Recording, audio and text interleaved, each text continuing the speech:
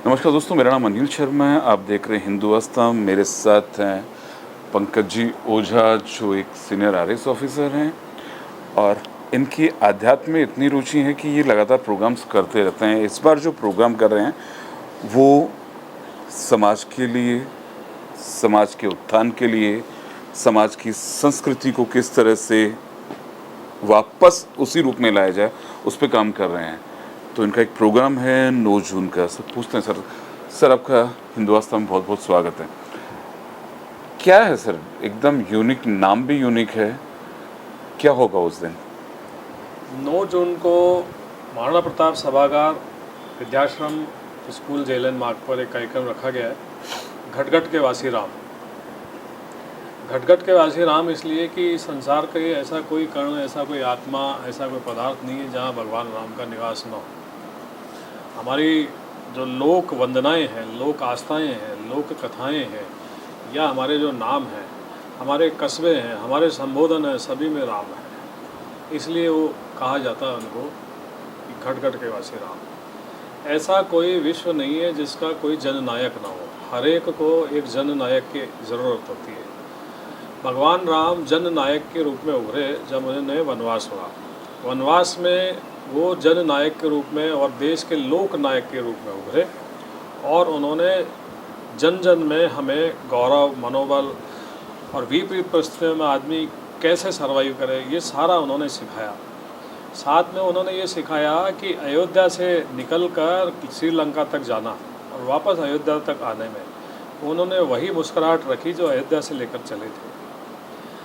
बीच में बहुत सारे राजा महाराजाओं के राज्य थे और भगवान राम ने किसी से लौकी तक स्वीकार नहीं की। स्वीकार की तो शबरी माँ से, झूठे बैर, केवट से उन्होंने नाव मांगी, वो भी केवट ने देने से मना कर दिया।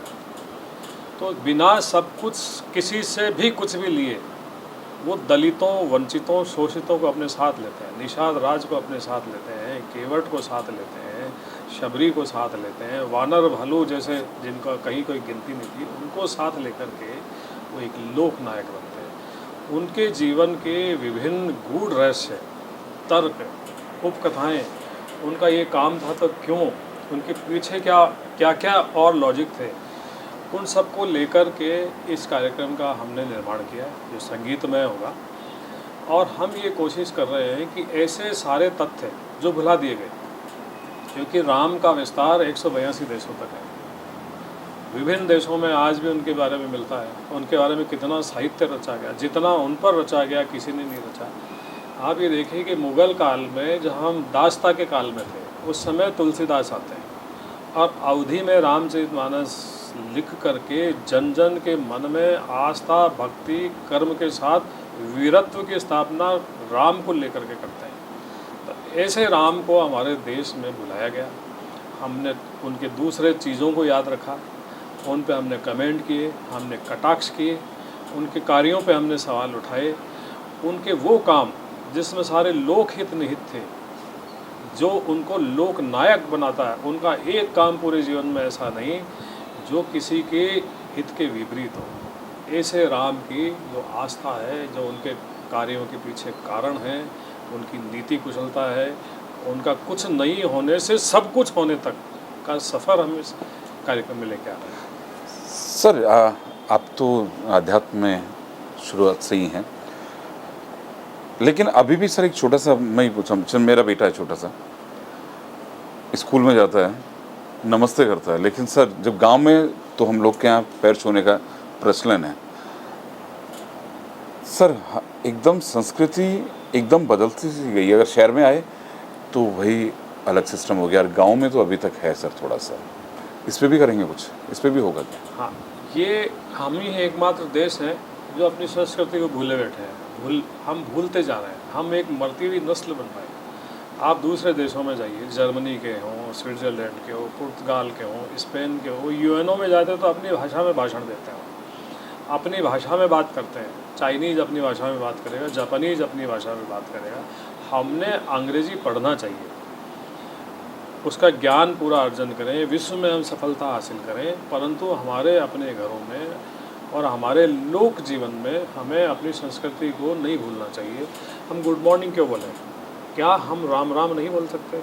इससे कम से कम भगवान श्री राम का आप 2 बार स्मरण करते हैं तो तुलसीदास जी तो लिखते हैं कि आपके भवसागर से ये नाम पार करा देता है। भगवान शिव कहते हैं कि राम राम राम अगर 3 बार नाम ले लिया जाए तो हजारों जन्मों के पापों से मुक्ति हो जाती है। ऐसे पवित्र पावन नाम जो हमारे संबोधन में हमारी पीढ़ियों से सदियों से शामिल रहा, उसको एक ऐसी संस्कृति जो कुछ 100 सालों में आई, उसके पीछे भुला देना अपने आप को भूलना ही है। क्योंकि हमारे संस्कृति 7014 साल पहले भगवान राम आते हैं और पुराने कैलेंडर में उन तिथियों को जो तुलसीदास जी ने लिखी है कि उस दिन सूर्य यहाँ था, चंद्रमा ये था, नक्षत्र यहाँ था, उस पुराने कैलेंडर में जाकर के आप देखते हैं तो 7000 साल पहले का दिन निकलता है। जो इतनी पवित्र पावन सनातन वैज्ञानिक पद्धति हो, उसको भुला करके हम गुड मॉर्निंग पर चले जाते हैं, तो ये हमारी कमी है ना। अच्छा सर, लोग आपको सुन कैसे सकते हैं? देखिए, एक जहाँ प्रोग्राम है वहाँ स्पेस तो कम ही होगा, तो कैसे सुन सकते सर आपको? हमारे प्रोग्राम में हमने लगभग 1000 लोगों की कैपेसिटी का स्थान हमने चयन किया है, जो संस्था इसे करा रही है। मैं तो उसमें व्याख्यान देने के लिए मुझे निःशुल्क रूप से बुलाया गया है, तो मैंने भगवान राम के नाम पे अपनी सहमति दी। मेरे लिए गौरव की बात है, उन्होंने मुझे सुना। तो 1000 लोग आराम से बैठ सकते हैं। तो उनके लिए फ्री एंट्री पास की संस्था के द्वारा व्यवस्था की गई है। पूरी जो गटगट के वासीराम आयोजन समिति है, तो जिसको भी आना है वो पास प्राप्त कर ले और बड़े आराम से आएँ। वहाँ हमने संस्था का ये मानना है कि बहुत ही हम गरिमापूर्ण वेशभूषा में आएँ और गरिमापूर्ण ढंग से ही इस कार्यक्रम को अटेंड करें। ये माने कि आप भगवान राम के समक्ष बैठे हैं या वो यहाँ खुद उपस्थित है, उस भावना के साथ वो संस्था ये कार्यक्रम करा रही है। संस्था का मानना यह है कि हमारे सनातन का पुनर्जागरण का वापस समय आ गया है, हमें वापस उधर लगना होगा। क्योंकि लव जिहाद और दूसरी व्यवस्थाएं, धार्मिक कन्वर्जन, विदेशी संस्थाएं भारत की डेमोग्राफी को ही चेंज कर देना चाहती है।